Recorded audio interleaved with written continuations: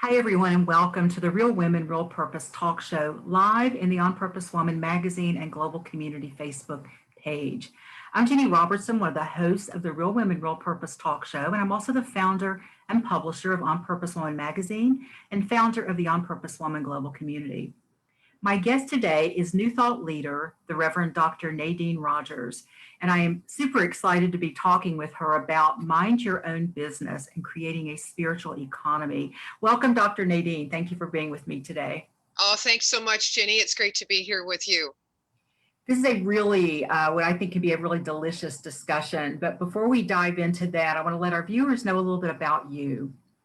Reverend Dr. Nadene Rogers is the interim senior minister at Columbia Center for Spiritual Living in Columbia, Maryland. A longtime business entrepreneur, founder of several not-for-profits, veteran speaker, and workshop facilitator, not to mention a 22-year career as a professional clown. I think you're my first. I don't know. My first. Dr. Nadene is inspired by the belief that humanity knows that every individual has within them all they need to manifest a life of deep joy, fulfillment, and meaning. And there's so much I want to talk with you about, but let's start with this idea of creating a spiritual economy. What is a spiritual economy? Oh my gosh, I think it's different for everyone. But for me, it's the intention of creating a world that works for everyone, which begins, in the mind of each person who sets an intention to affect sustainable change in the world of conditions.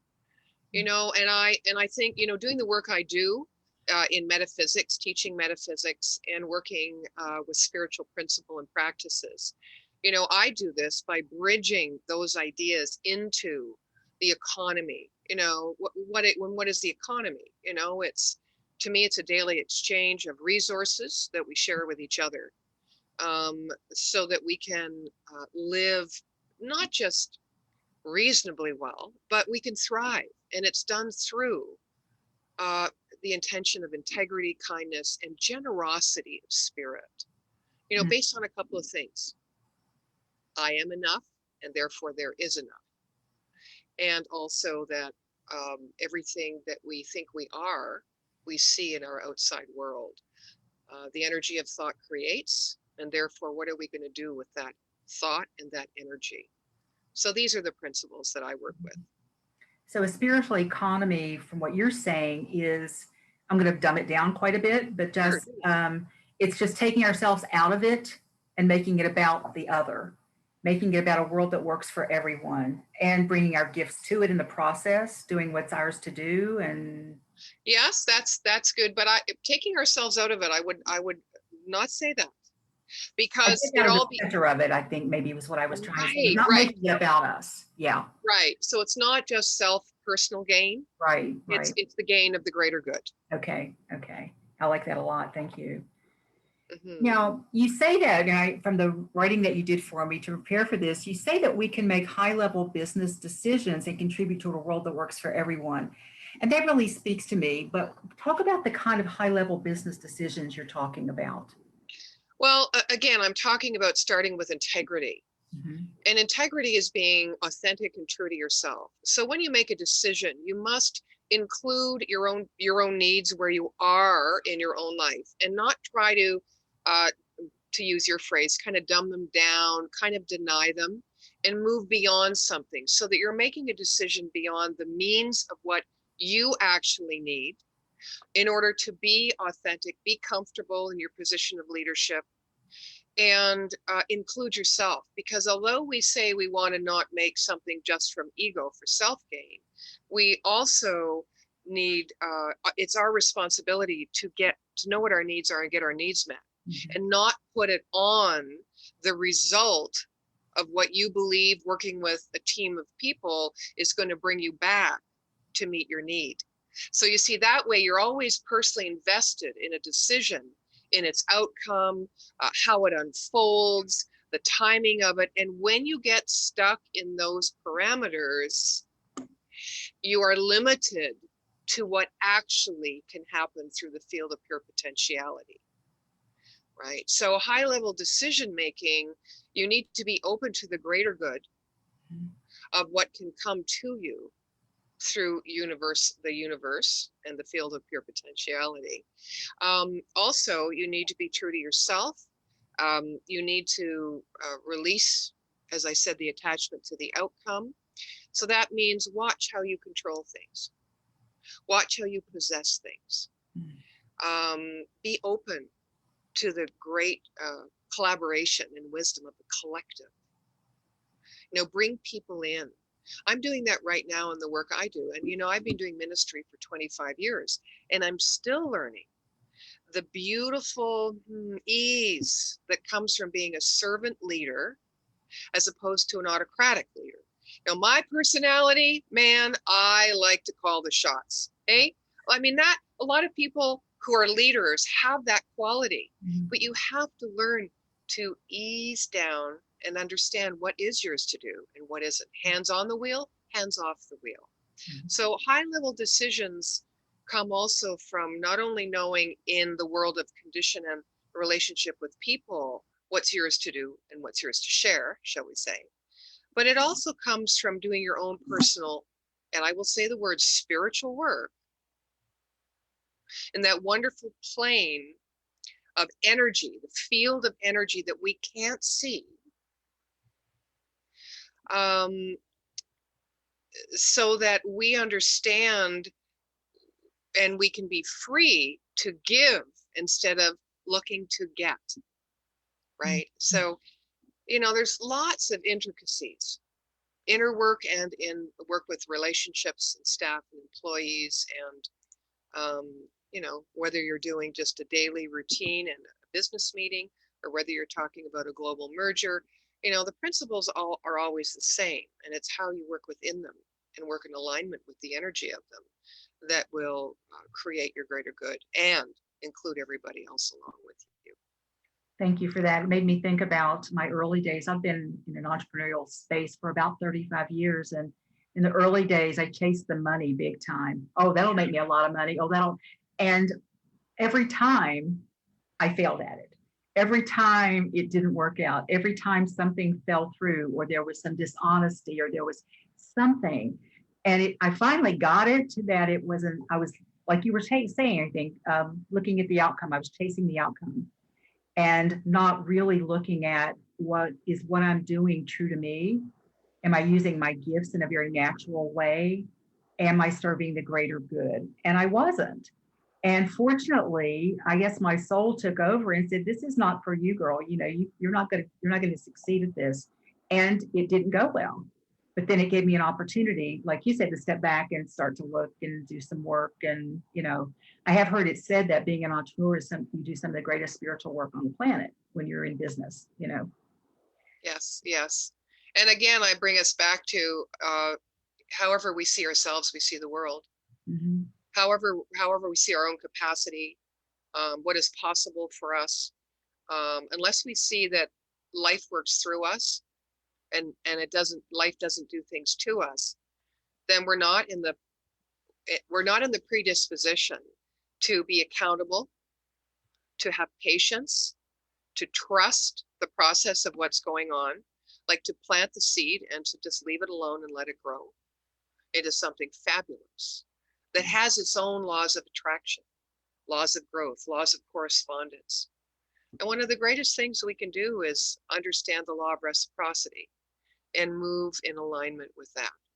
Yeah. In other words, what we give out, we're going to get back.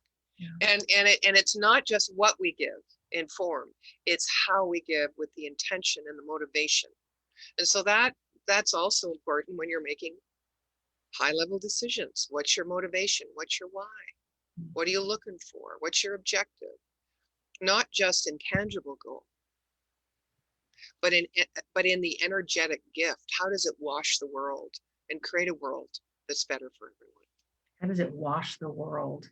I've never heard anyone say it like that before. I've never said that before. I just came out of my mouth. Yeah. I needed that. Thank you. I may steal that from you. I love that a lot. And it's, for me, once I got clear on that, it's such a better place to be. It just brings a lot of joy. Joy couldn't show up before in that other space. And I like your joy of life right behind you. So Yeah. Yes, well, that was the banner in my original church that I founded in Calgary back in 2002. Oh, nice. So I just carry it with me. So let's jump ahead a little bit then and talk about the laws of manifestation. You mentioned a number of spiritual principles and spiritual laws. How, and a lot of people know about manifestation. I know people who teach people how to manifest. There's lots of principles and things Oh, to yes, yeah. follow. But how can we use that as business women in actualizing our desires and dreams? And let's say that maybe you don't even buy into that stuff. There are people, oh, that stuff doesn't work. That's just hocus pocus. But how might we stick our toe in the water and see if it works, or jump in and get wet all at one time? Well, listen, when we want change and we're women in business, many of us entrepreneurs, some of us not, but we have to create that entrepreneurial spirit, right? And we all have it. We all have it. And we want to create, in our experience of work, let's set aside our goals and the outcomes that we're looking for or that we're heading to. But what is the experience of the journey, right? That is so important to women. Just like you said, I kept doing it for the money and it wasn't working. So you had a need that was unmet, but you didn't identify your need at that time. You thought your need was wrapped up in your goal and your intention. I want to make money. That's my need. That's my goal. That's my desire. And so when you have an outer tangible quest, shall I say, or goal, often we are not aware of the inner need. So you want to get your toes, step your toe in or get your feet wet. Then I would say that you look at the business that you are running and ask yourself, what is it I need? Or what need is there that I am not getting met right now? Because as we all know, there's many billionaires that are depressed, sad, lonely, addicted, and there's many poor people um, that are very happy and joyous and fulfilled in life and find meaning in every moment. So how is this possible? So it's how we treat ourselves in the process of what we decide and choose to create. Again, it comes back to us. So I think that's the first step. I think that realizing that our good isn't outside of ourselves is very important. Say that again. Our good is not outside of ourselves. A lot of people think it is. Why? Because we think we aren't enough and we don't have capacity. For years, I pushed myself, as we all have, to prove, to achieve. Let's not get into the woman versus man thing, in a patriarchal society. Let's put that over there, but we all know it's there. We have to kind of work harder. And I don't want to work hard. Now I'm 68 and I've done a lot of business. I've failed at a lot. I've succeeded at some, but I've never stopped putting myself out there. And why? Because I'm learning to embrace my humanity. What does that mean? It means I'm learning to love and accept myself just the way I am. You can't do that if you don't know who you are. And you can't know who you are if you don't know what you need. If you're not in touch with your values, how your needs change, and what you love to do, what brings you joy. These are simple questions, I know, but people don't stop to answer them because they're caught up, right, in the wheel of trying to prove, trying to create, trying to produce, trying to provide, trying to survive. Life isn't about that, really. At the end of the day, and especially elders know this. That's why we revert to children, to being childlike, to play, to having a quality of life. We strive so long to have that quality of life. Let's do it now. While our intention is on building something with others in a company, right? Or for the greater good of the world. I think it was Whole Foods organization in Canada. I love what they said. They said, we're not retailers who have a mission. We're missionaries who retail. Yeah, Isn't that lovely? it is. That is. So a goal for people, just like companies, is to be a kinder, you know, is a kinder, more, I would say, intelligent utilization of free market capitalism, when you boil it all down. But it starts with us. Mhm. So I don't know, how can I better answer that question? You asked me about the laws of manifestation. So my good isn't outside of me. That's the first thing to know. And that life works through us. Life works through us. So we have to make ourselves a vessel, an open vessel. Where are we shut? We might ask ourselves that. Where are we closed down?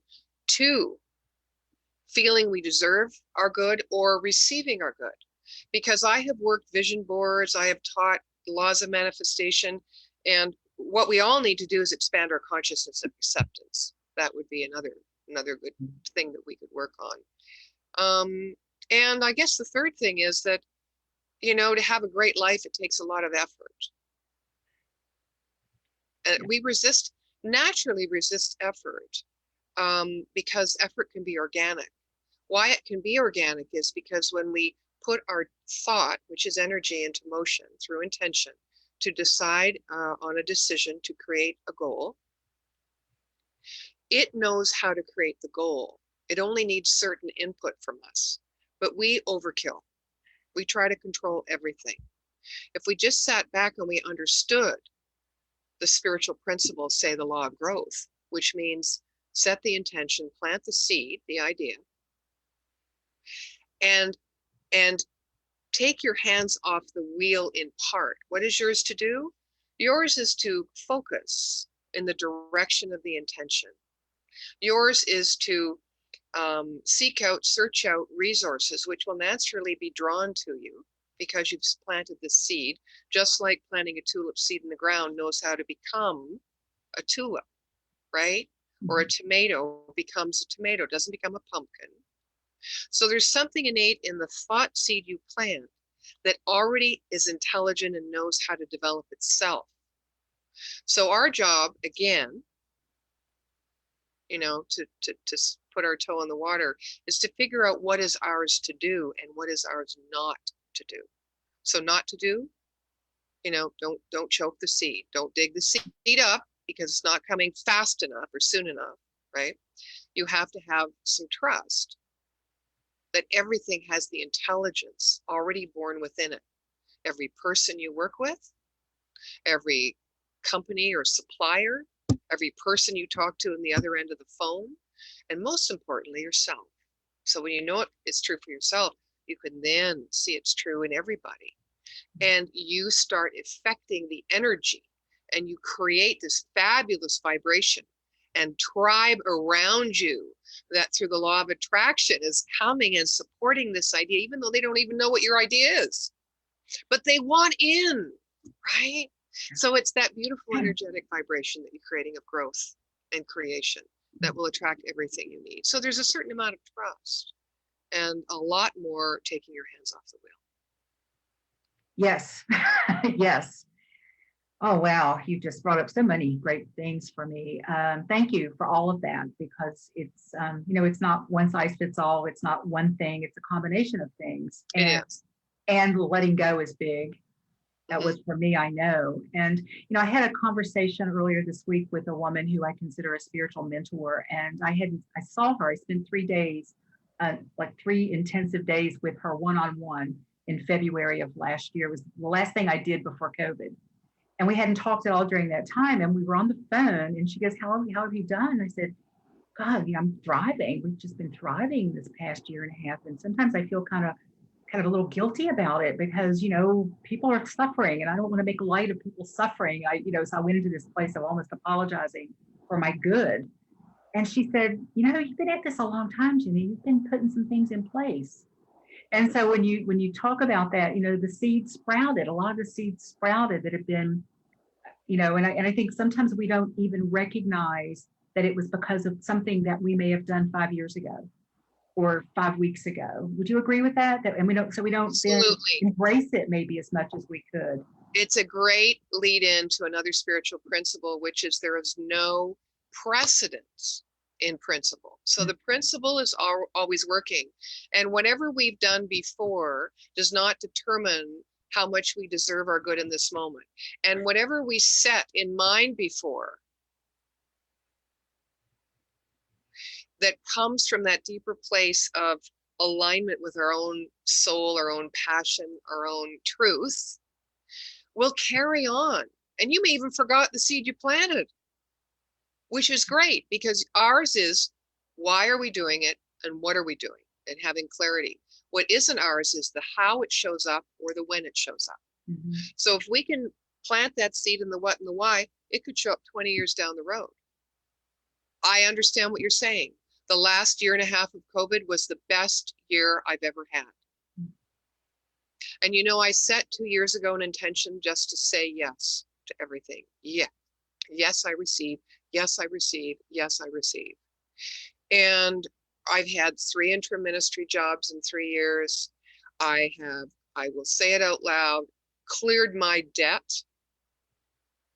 I have changed my practices of how I do money. See, money for me, I've always been a magnet. I've always manifested well, and I've always given most of it away with no real thought, because I love to share, you know, just simple, without any real thought about building a financial future. Why? Because I've always known something, that I'm taken care of by the universe. And I wasn't a believer in God. I went from being a clown to being a minister. I mean, that's another long story. And but once I took that last piece and started to become responsible for myself in all areas of my life, it just flooded in. The gates opened. I bought this fabulous house in the lake. Like, you know what? And I understand what you're saying. I was starting to feel a little like, whoa, I'm a little overwhelmed by my good. That's why I say part of this practice is expand your consciousness of acceptance. Mhm. Remember that nothing that has gone before, in statistics in business, I mean, it's always good to review. In budgets, you know, we create a budget. We're a business too, in a church, but we also need to think of it as our spiritual budget. Because if it is an unlimited, abundant universe, and we live in a field of pure potentiality that works through us, that we are a part of, then let's not do works through us for some, but we are a part of it all. We're created equally spiritually. Then why can't we partake in that good? Mhm. So if we stop ourselves by saying, oh, that's not the way we did it, or when I tried that, it didn't work, so I'm not going to try that again. Great. You can try that again with a different mindset, or you can try something new with a different mindset. But nothing can stop you. No seed created in the field of potential will be stopped unless your thought about it stops it. Yeah, no precedence in principle. And that's a pretty overwhelming thought, isn't it? Like, wow, that means I. That's right. Yeah. Yeah. So we talk about, that's why we can't take the I is the representative word of ego. I. Now we play with that in the metaphysical world. We say I am. So that at least joins the I, the ego, with the divine aspect of the human being, right? The I am. But you still say I. And every time you get into the ego, we feel we're less than, because it's the old paradigm of, right? Yeah. Yeah. The dualistic thinking. Yeah. As soon as I start to think I'm in charge, then, you know, that I'm the only one that's making this happen, one of two things will probably happen. I will get myself into this overworking, frazzled place, or it will just fall apart. You know, so that's a great reminder, great lesson. The other thing about metaphysics and New Thought is that there's always got to be a reminder. There's always got to be this revisiting for me of what I forgot since yesterday. You know, because there's so much. I buy into it so much, and yet there's still so much I know I don't use on a regular basis. I want to go back a minute to something that you said, because this is something I hear people kind of disagree on a bit. And you said that in the process of manifestation, that we plant the seed, but we don't look at how it's going to grow. We don't get that specific. And then there's this school of thought that says if you want to manifest a new car, you got to be really specific about the color and the make and all of that. And then I hear people say, but if you're too specific, then you won't notice the other great car that just showed up for you that isn't the color that you wanted. I know. Where do you fall down on that? Okay, yeah, it's a confusing point, especially when you're starting to learn metaphysics and the art of affirmative prayer. So the specifics, I agree. The specifics, you can have an idea in your mind of what it is you want, but you have to dig deeper. You have to drill down to why you want it and the feeling it's going to give you when you attain it. That's what you need to be specific about. So let go the form, but be very specific, right? I mean, if it's a car, it's a car. But if what you want is viable, fast, fun experience in transportation, how do you know it's going to be a Porsche? Like, why are you limiting, even though anyone with a Porsche may not feel limited at all, but you know, the truth of us is that once we have something, we want something more. That's the truth of us. We've had it, we've achieved the experience, and now we want a new experience because that's how we're built. We're built to be always evolving, ever evolving, and self-actualizing. You know, so and it's never in the attainment of something that we're satisfied. It isn't. It's in the quality of the journey toward the attainment that we're satisfied. So yes, ours is the what, and most importantly, the why we want it. How? I'm not saying you take your hands off the wheel as a CEO of a large corporation and don't even worry about how it's all coming about. Of course, you have to be informed. You have to be in the loop. You have to have your meetings. You have to have your opinions. But how much are you attached to how it rolls out? And what is it going to look like in the end? So here's another way that I can answer that question. If you want to be specific about the red Porsche, right, then be specific, but also be specific about what you're looking for as an experience in having that red Porsche, because unless you know what it is you want to feel, which is energy, so is thought, right, it's not going to be attracted to you, because what all thought creates, but thought plus feeling is what actually manifests. All thought has creative power, but thought plus feeling and condition and conviction is what will manifest. And the other thing is to tag on this or something better, this or something better, this or something better, because we think we know what's best for us and we fight till the end. You don't know. Don't tell me what I need or I want or what's best for this company. I've been here for 30 years. I've seen it grow. I've seen it fall. You know, we're at a great place. I am the best one to lead. But you know, based on what has gone before. You know, based on your past experiences of feeling. But there is always more and beyond. So you can put that order into the universe, this or something better. Yeah, I like that.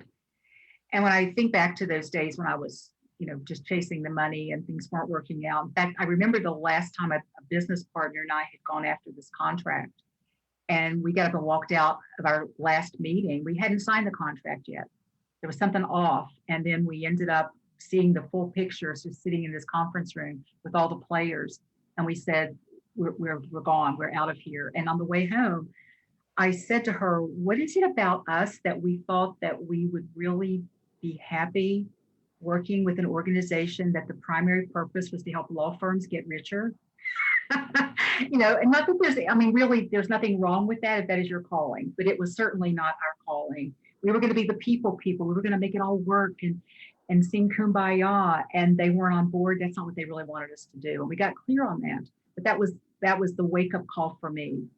And I love what you said about, you know, how you just broke it down. You've got to go to the feeling. When you're ever in doubt, look at the feeling of what you want to create. I had not checked in with that at all. No. I was looking at the bottom line, man, we were going to make a ton of money on this deal. And Yeah. yeah. Well, yeah, for sure. And building a spiritual economy is a new bottom line in business. Yeah. Yeah. You know, and I think, you know, to sum up, the law of reciprocity operates based on the principle of unity. So you can't just think about what I need and what I need to get from life. You need to develop within yourself the belief and the acceptance of the greatness and magnificence of your actual creative capacity. Mm. And then just give yourself into the world, whether it's your family, whether it's the grocery store clerk, whether it's, you know, the CEO sitting across from you at the other table, pre-agreement on merger. You just have to give it. You have to give and believe that what you give out, you will come back to you. And that's how we become good stewards. You know, there are many businesses that are operating now. And when I had my show on Voice America on this same topic, that do things for the benefit of people, planet, and profits. And that's how we have to think, not just at the business table. Right. Yeah, that's the old model, isn't it? Right. Model. You bet it is. Yeah. Yeah. I'm going to talk about something that you wrote, and you said that your message for the past 45 years as a speaker and group facilitator is only through embracing your humanity shall you know your divinity. And that it's been developed in the back of what it was that you needed to know and still must remember to reveal your highest and best life. So can you say more? I think you've touched on it some, but can you say more about how we embrace our humanity and what that looks like for the average person? You know, because embracing your humanity sounds like a really tall order, doesn't it? Mm-hmm. Well, you know, I think what probably surfaces in the people who are listening and in me in this moment is, you know, for forgiving ourselves for past regressions, releasing being our own worst critic or judge. And yet, unless we use critical thinking to look over what we've said, the decisions we've made, how we've behaved, you know, we can't make new ones. And that's true. But it, accepting all of who we are, you know, warts and everything. You know, let's talk about Brené Brown. This is her work, right? The gift of imperfectionism. Yeah. We're works of art, right? We're always works in progress, but there's an innate something within us that is already a polished diamond. We're not like people say, oh, we're a diamond in the rough and this and that, or they say, you know, I did this. Well, I'm just human. Mm-hmm. We have to create a new context for what human or humanity or our humanness or our personhood is, our selfhood is. It's not separate from the magnificent potential we are someday when, someday if. It's now. We cannot create tomorrow because there isn't one. We're multidimensional people living in multidimensional, in multi-dimensions right now. Everything is happening now. We have oodles of new thought leaders who will tell you that, from Eckhart Tolle, Neil Donald Walsh, Marianne Williamson. They're all telling us the same thing. So are the ancient wisdom sages, that the only time you can affect change is right now, and you're one thought away. So if that's true, how I think of myself in this moment will create my future, because it will create the decision. It will impact the decision I make. It will impact the words, albeit subconsciously, hopefully more consciously. So embracing our humanity is looking at the shadow. And let me just do a shout out for the shadow. I love shadow work. I didn't. But when I became a clown, I was transformed. I was transformed from being a lonely, self-serving, addicted, bisexual female on my own at 14 with little education. 2, expressing myself fully, all parts of me, and being embraced, applauded, and paid to be exactly who I was in the moment. That transformed my life. I got to let out, dump out all the suppressed anger and hurt from an abusive childhood out there. It was like throwing up through humor, animation, play, and people are like, yeah, this is so fun. This is so funny. But what they were seeing was a mirror. They were seeing their own anger, their own hurt, their own pain. If I was like a loner, or I was being very unapproachable, or if I was pretending I was a snob as a clown, they would go, oh, like not necessarily consciously, but energetically, or they were relating.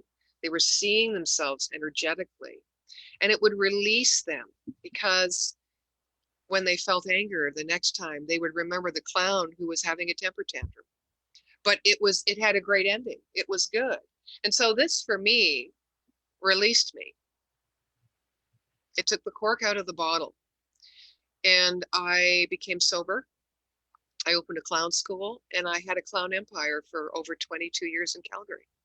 How does that happen? I didn't wake up one morning, oh, I'm going to be a clown, right? So I got to embrace the all of me. I'm not suggesting you all go to clown school, but I'd put it in your maybe bucket list, at least for a day. You know how it is when you put costumes on at Halloween. Yeah. That gives you a very limited taste of it. Wouldn't it be lovely to be free like that? Free with your authentic expression, with no excuses, no defenses, no justifications. Don't, embrace your humanity, let yourself out. Shadow is not all the things you think are wrong about you or bad about you.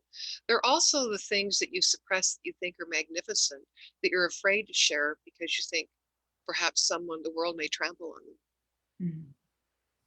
All the things that you love, or that are your gifts that you don't know how to express. A lot of that makes the shadow. Let yourselves out. And when you let yourselves out, your divinity you're the light. You're just the light on the world. I again, like all of us, have tried so hard to be a good person, to do good in the world. I've tried so hard, and I'm sure that idea resonates with everybody. Mm-hmm. But if we can come to the place where we know we are innately good, that each one of us has the same desire and capacity to create a world of our choosing, it shifts your perspective. And it really simplifies everything. It does, Ginny. It does. Yeah.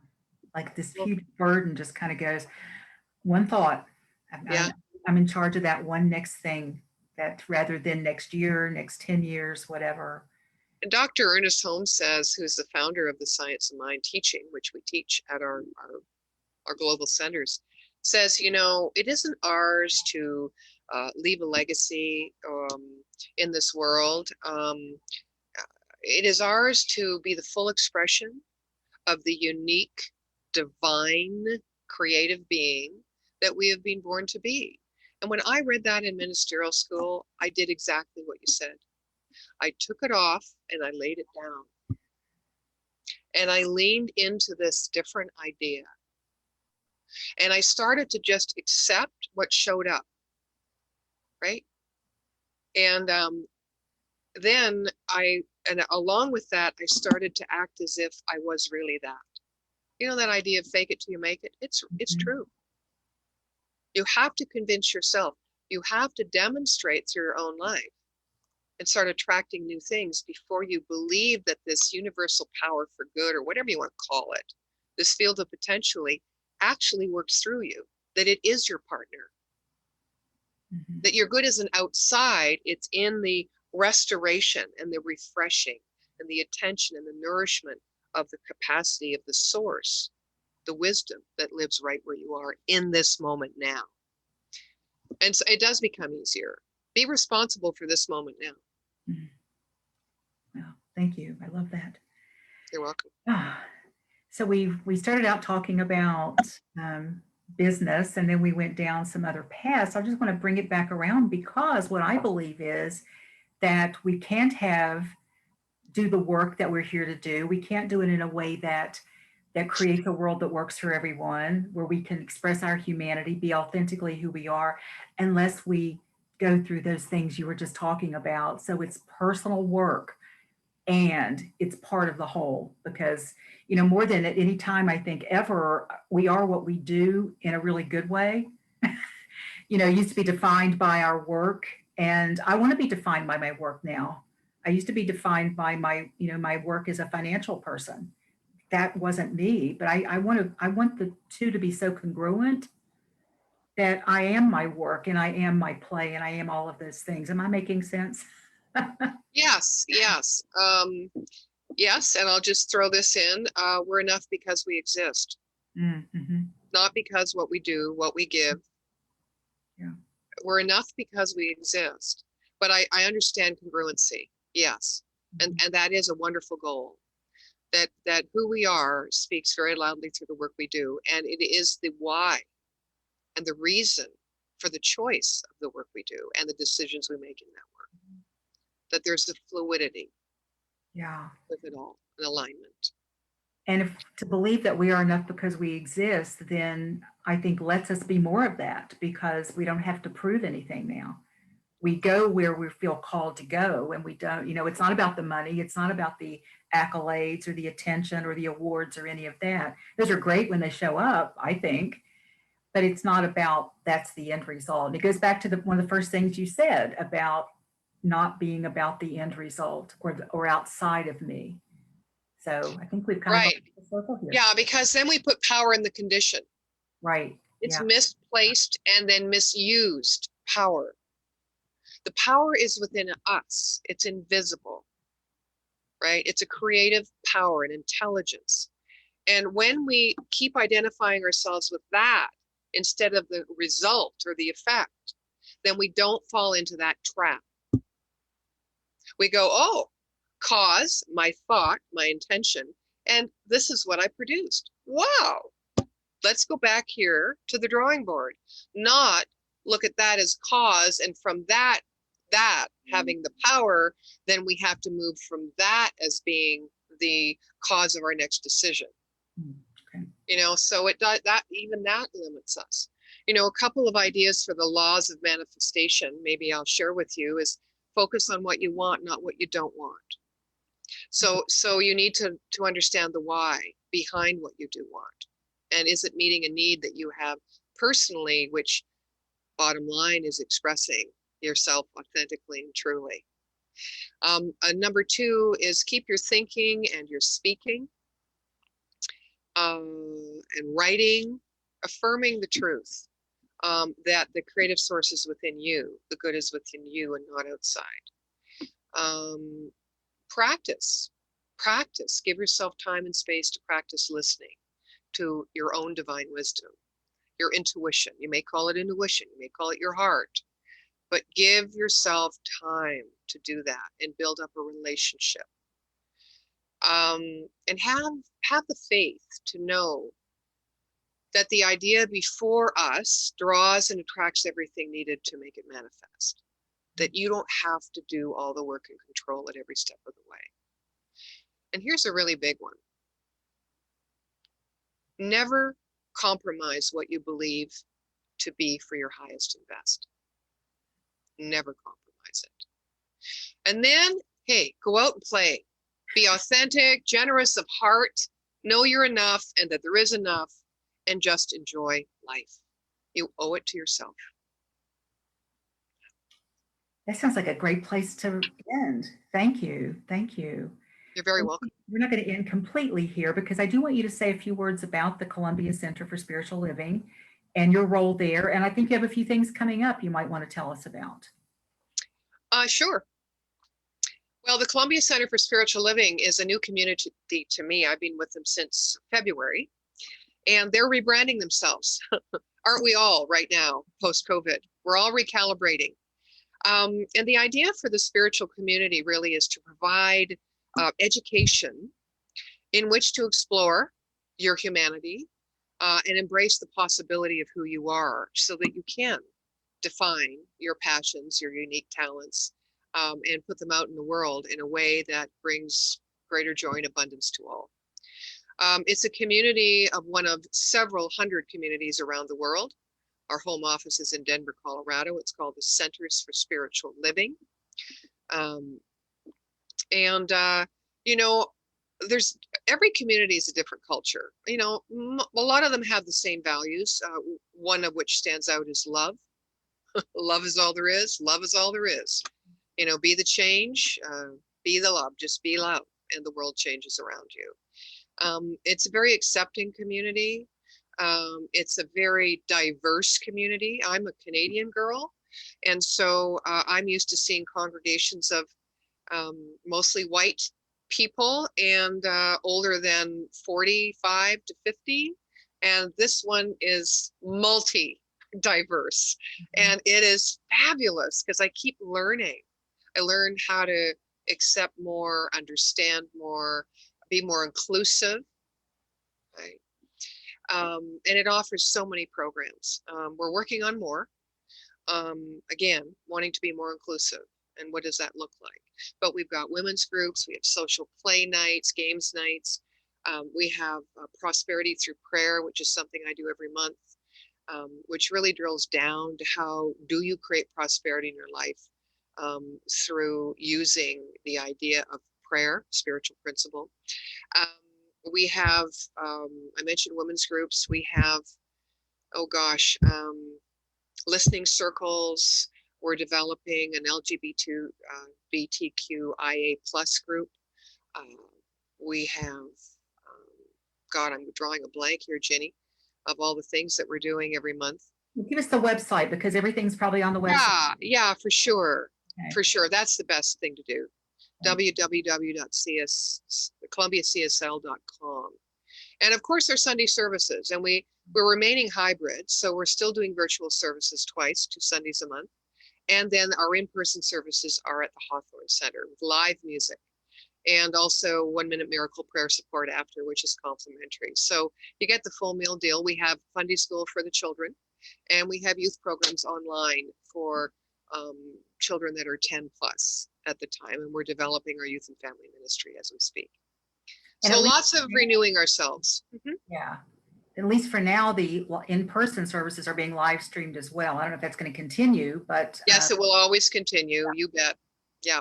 So you can conceivably go to one a week if you want to do the services every Sunday and stay home and look at them if you don't live in the Columbia area. Or I've been to that center many times over the years, and it is a lovely community.